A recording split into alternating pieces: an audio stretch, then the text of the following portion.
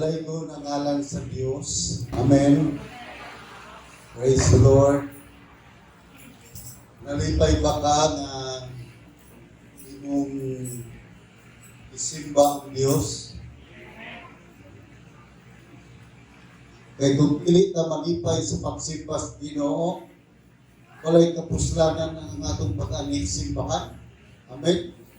Kaya ang tuyo diri mo pagsimpas Ginoo. Munang kung nalipay man ka nga nagsimpas Ginoo, sabot na yun ang Diyos nga imong isimba. Amen. Malindog ta at tugas pag-ampo.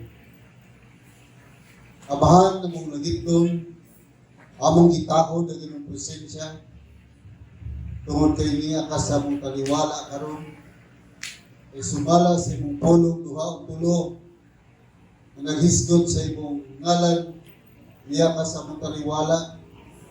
O Diyos, tugutin na mapusog ang among kalat sa imong pulong.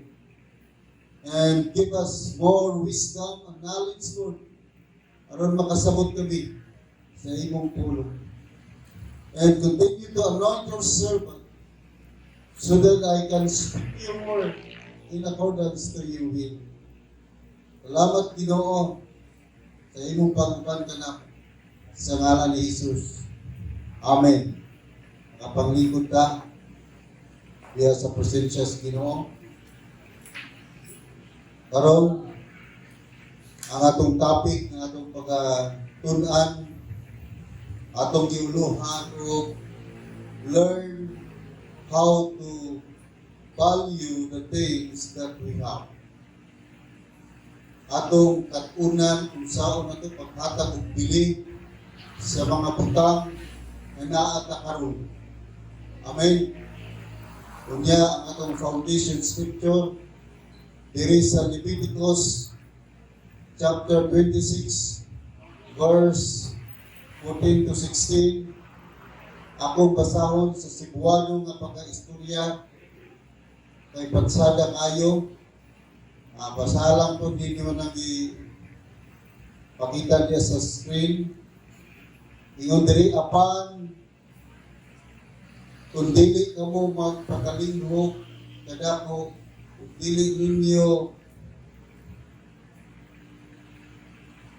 buhaton ining tanan kong mga sugo. Kung isalikway ninyo ang akong gipatuman nga tulumanon, ingon man ang akong palaod, o labason ninyo ang akong kasabutan, ini mao ang himuon ko kaninyo. Lisangon ko kamo o kastiguhon pinagi sa thesis o hilanat nga makapahalak o makapadiwang kaninyo o magawag lamang ang inyong pagpamugas kaya ang inyong mga kaaway ang mukhaon sa abot ni ini ang Ginoo mga panalangin sa atong gibasa. Iyon ang pulong sa Dios. Kung dili nato hatagan pili ang iyang kasuguan, ang mga butang nga gipadayag niya, kung ato kini isalikway, ingon ang Ginoo nga silutan kaniya. Unyang atong mga paningkamot makawag. Ang Diyos mao'y nagsulti niini mga kaigsunan. Unang kinahanglan nga ato yung hatagan bili ang mga butang nga gipadayag sa Ginoo, gihatag sa Ginoo nato. Ilabi na sa mga butang nga gipiyal sa Dios kanato, hatagan nato bili. Nga naman. Why? Because if we reject it, then we will lose it. Kung ato ni isa likway, mawala yun nato. Diba? Pero ang pangutana, what are those things that we need to value?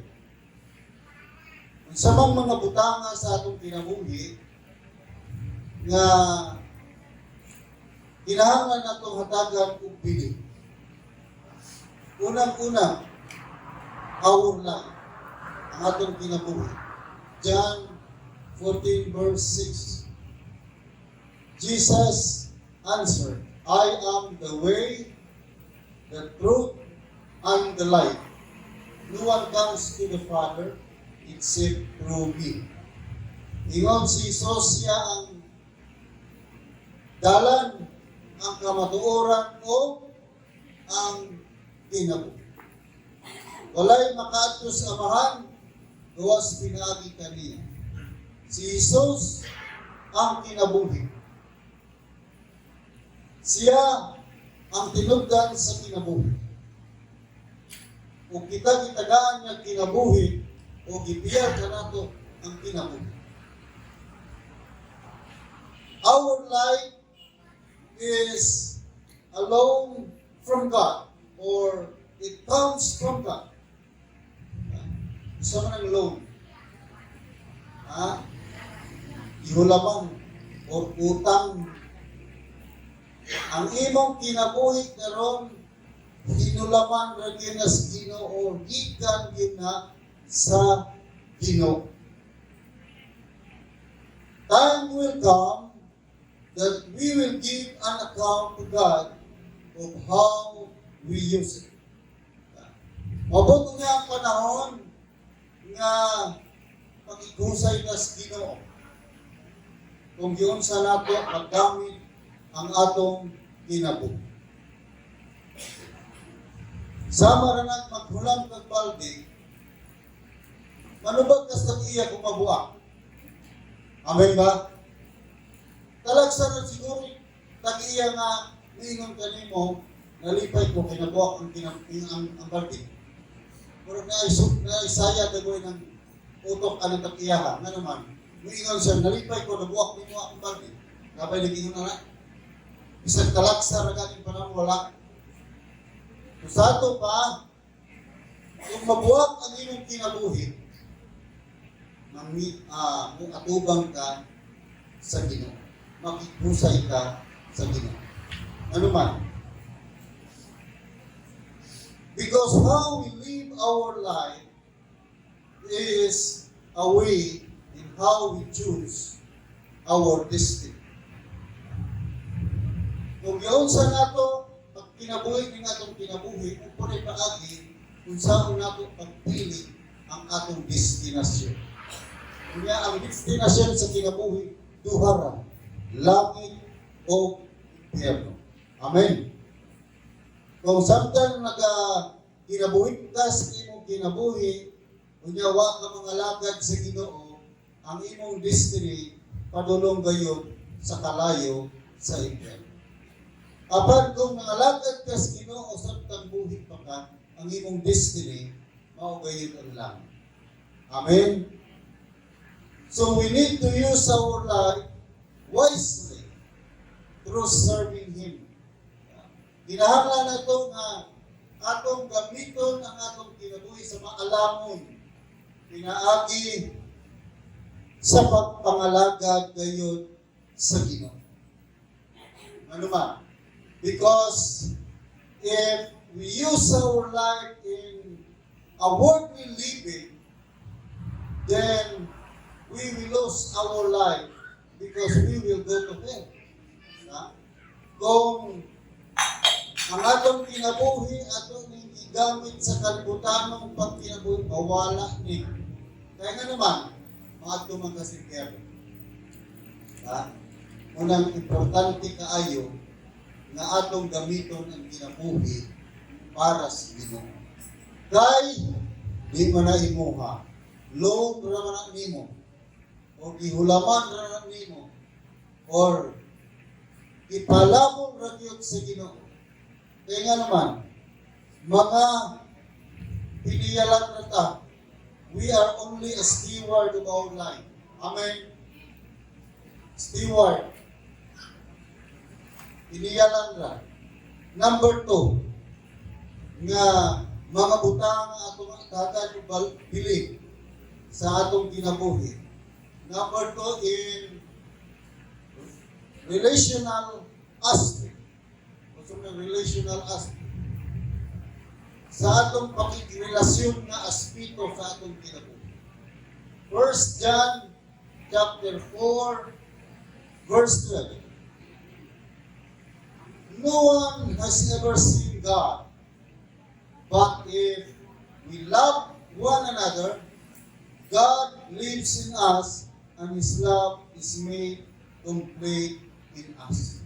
Sa iyo, wala kita kakitas Diyos. Kasi nakakitas Diyos personal. Wala.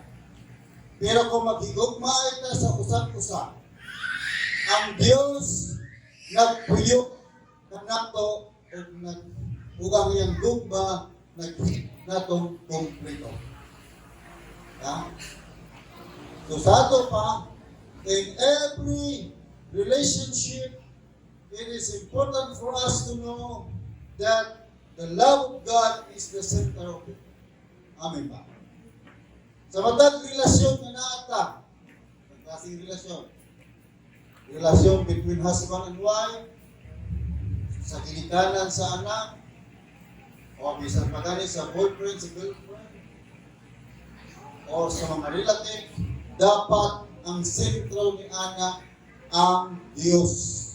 Kaya kung walay Diyos sa inyong pakikrelasyon, pusgay ang relasyon. Amen? Ha? Mapusgay ang relasyon. If there is a conflict in our relationship, the love of God is the one that opens our heart to solve in a godly way. Ha? Kung na-conflict, na-bigil sa ating pakikrelasyon, ang lugma sa Diyos, mao'y mo apres ng kasing-kasing na sulbaro ni sa Diyos ng maaari. Pero kung wala'y Ginoo, munang mabungkag ang relasyon. Pero kung na'y Ginoo, naay mo paubos. Amen.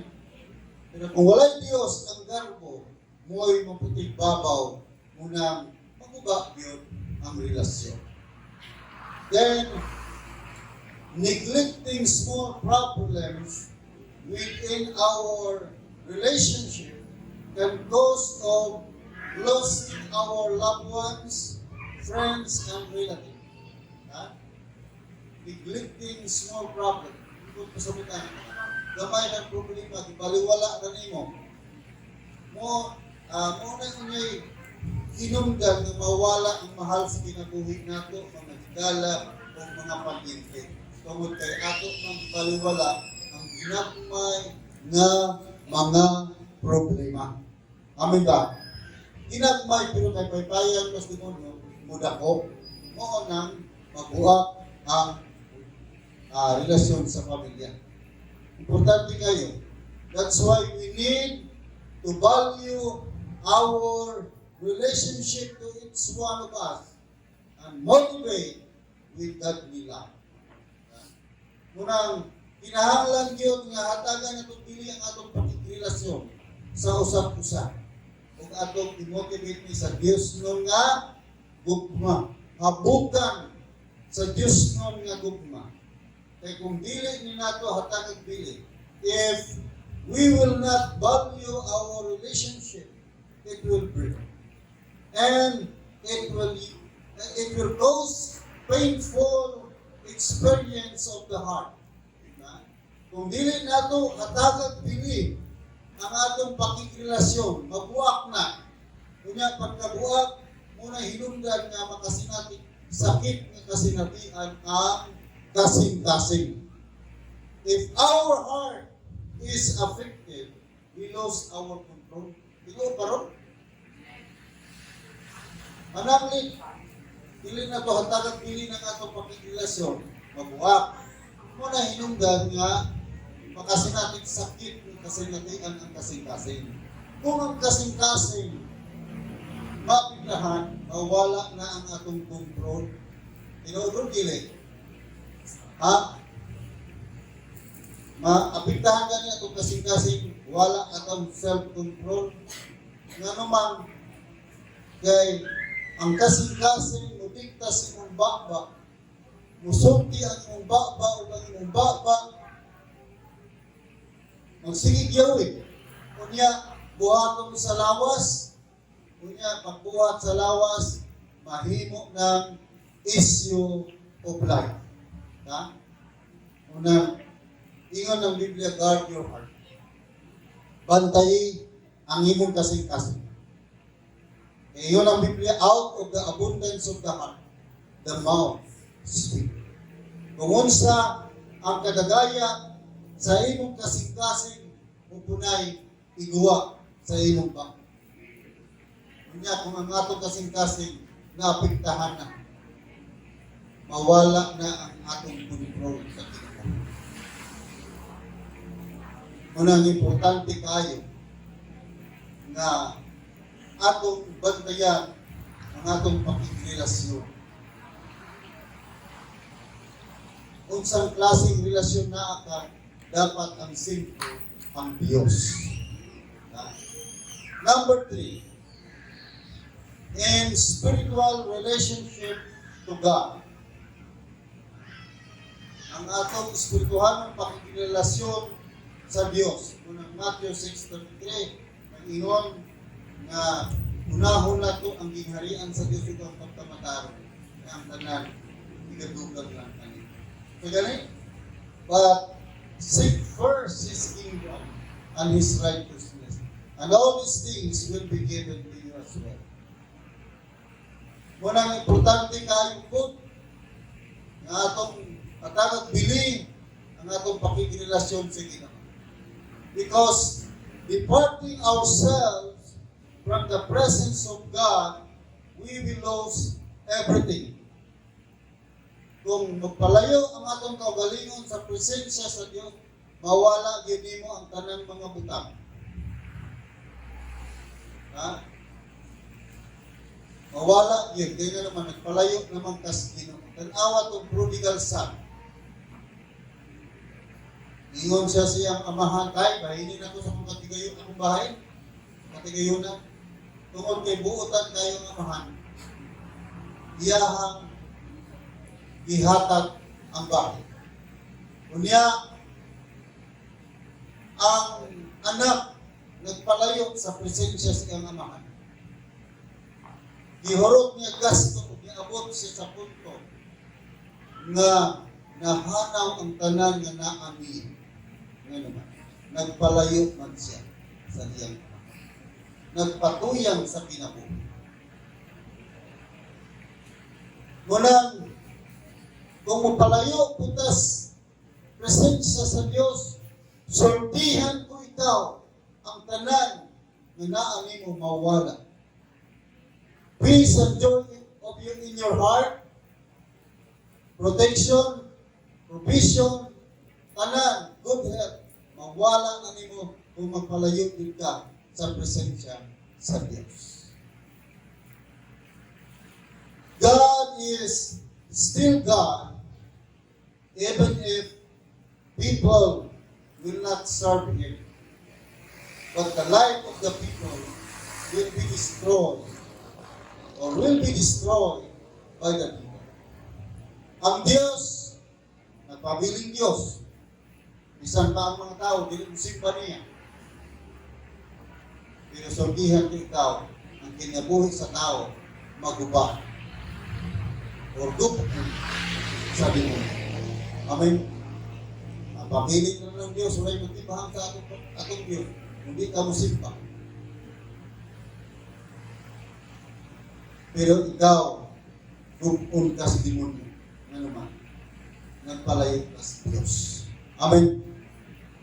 Munang kakit-an gani ang usa ka Kristohanon na wala na mo alagad sa Diyos, kakit-an gani sa demonyo, muna'y oportunidad sa demonyo na makatubak siya sa imong kinabuhi kay wala naman ka sa presensya sa Diyos.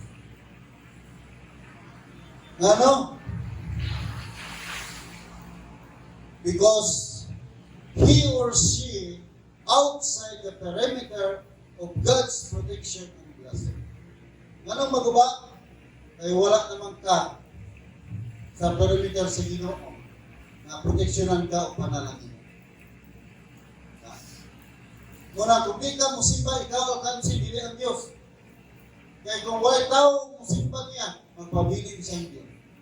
Galing niyon ang mga eskribang parasiyo na dihang misulot si Jesus sa Jerusalem, nagsinggit, Hosanna to the highest, dalay ko ng hari. Kasi istorya sa mga eskribang parasiyo, magtutudlo, pahiluma, kinikinig mga tao. O sa ito bang ni Jesus, kung muhilom sila sa pagdahig ka na kung ang mga bato, mooy, mudahig ka na. You just imagine kung bato mo mudahig sa Ginoo. Kung panagin sila mudahig sa Ginoo ng mga bato, mag-untol-untol ang bato, kaambakan ka sa bato, pirat kita.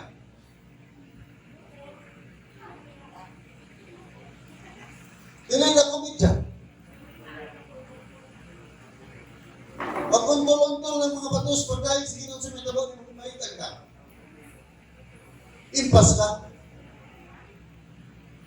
Wala ka yung karong lumiguan. Adi sa kumustipa, kay laay ngayon. Ikaw ang kailangan sa dili ang Diyos. Amen? Anong hinay man kayo inyong amen? Ha? Ikaw mo'y alkansi, dili ang Diyos. Kaya kung wala yung simba sa Diyos, magpapiling siyang Diyos. Kapag ikaw, sabi ka sa pagtunog sa demonyo sa imong ginagawa. Walang ayaw mo pagutin na makita mo sa demonyo, mawa na mo kung simba, kay hilabtan din mo sa iyang plano mga kaisunan. Our relationship to God is important because it is our connection to Him. If our connection to the Lord have no hindrances, His blessing will flow in our family and also in our lives. Amen. Amen. Ang atong pakikirelasyon sa Diyos, importante. Kaya mo na yung atong koneksyon ngadto niya. O ang atong koneksyon ngadto niya, walay palabak, budagay-day ang panalangin sa Diyos sa imong panimalay o sa imong kinabuhi. Unang, wala din ko kakitag mga Kristohanon na nagsigit-simba na nagkalisod. Primero siguro nagkalisod sila. Kapag silang nagpadayon sila sa pangalagan sa Ginoo, ipauswag din sila sa Ginoo. Pero katong nagsigit, hunong-hunong sa pagsimba, kandidato din ang hilabtas demonyo. Makakita man ang demonyo, wala naman yun sa iyang presensya siyang magbubuhat. Manghilabot ang demonyo. Sa dili na ito hilabtan, ang demonyo manghilabot din. Amen. Unang,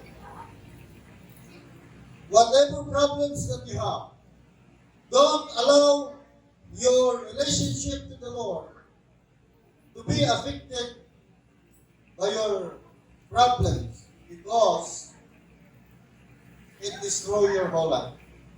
Again, whatever problems that you have, don't allow your relationship to the Lord to be affected by your problem because it destroys your whole life. Bisagon sa mga problema na kakaroon, ayaw tiguti na maapektahan ang imong pakikirelasyon sa Ginoo sa imong problema nga naman tungod kay makaguba na sa imong ibuok kinabuhi. Amen. Daghan man tang problema, kisa wala problema kay tagaan niyo. Naagi tayo problema. Pero dili nato tugutan ang problema nga maapektahan ang atong pakikirelasyon sa Ginoo kay magubag yun ang atong tibok kinabuhi. Tunanin mo, magpapildi ba ka sa problema o masaling ba ka sa Ginoo na magmadaugan ka uban sa tabang sa Diyos. Amen. Amen. Naman na ito ang desisyon.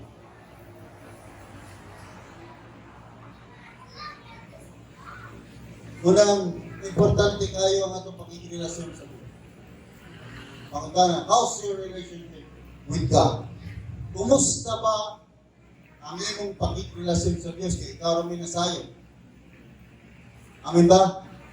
Isang imong pastor, wala nasayo sa imong pakikirelasyon sa Ginoo. So how's your relationship with God? Is it in a state of intimate condition? Naaba sa ang sa hugot o takdong pakikirelasyon, kondisyon, or you are in a gap or distance situation. Or naanak ka sa ang na nakalangan na o distansya na pakirelasyon o sitwasyon sa imong Ginoo. Para maging kasal. At we have a lot of failures in the Lord. Amin ba? Na atay daghang kapakyasan. We have a lot of failures in the sight of God.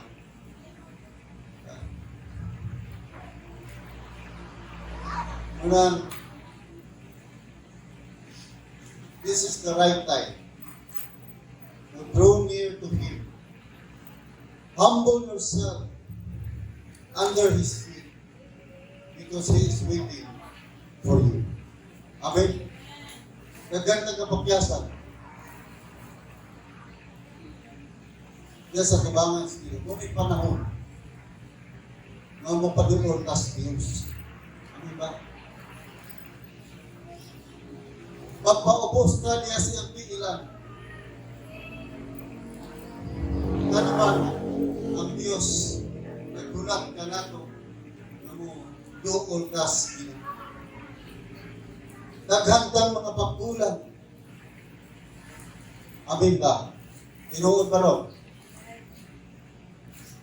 Isang ganit sa atong pagsimba, ang oras na itong bigahin din, ganit na itong mahatag. Sa tinatigong ang Diyos. Sa atong pagkinabuhi, naghantang mga kapakyasan. Naghantang mga sayo. Kahuna-una, sa kasing-kasing, sa paagi nga diin na kinabuhi kita. Naghantang mga pagkulang. Yes, Ginoo. Ngunit panahon na muduol ka niya. Usahay na panahon na mas antigo pa ta kaysa Ginoo. Ngunit panahon na di muduol ka sa Ginoo. Mubarog ka sa itong mga tiil.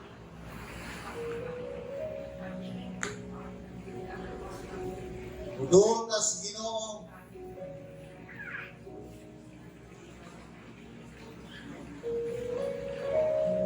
Mapaubos na sa itong kaugalingan diya sa tiilan sa Diyos.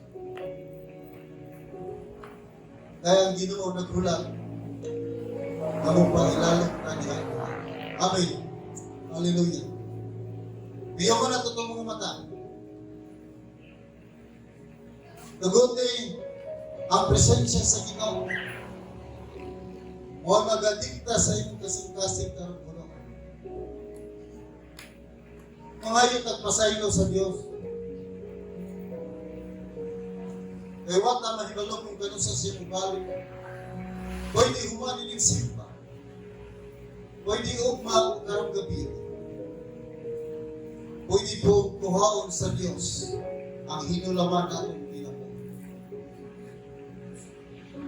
Kung sa atong idool, atong kaugalingon, Diyos Ginoo, tugunti, na mupaubos ka sa Diyos, mga yun at pasayo, sa mga pagkulang, mga kapakyasan,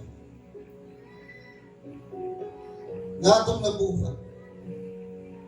Ang Diyos wala maglantaw kung kapila ka nabuhat.